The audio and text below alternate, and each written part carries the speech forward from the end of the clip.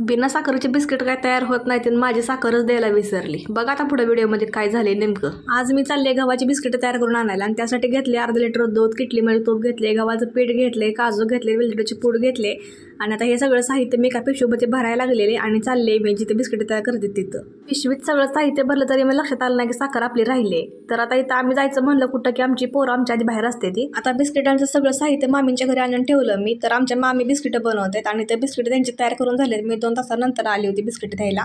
तर त्या प्रोसेस पण चालू आहे पुढचे बिस्किट तयार करायची. तर इथं बाजूलाच ओव्हन ठेवलं आहे, त्या ओव्हनमध्ये बिस्किट तयार होते. मला बिस्किटांचा व्हिडिओ बनवायचा होता पण त्या दिवशी आम्ही माघार येणार होतो कासेगावला, त्यामुळे मला गडबड होती, घरात बॅगी भरायची होती म्हणून आली नाही.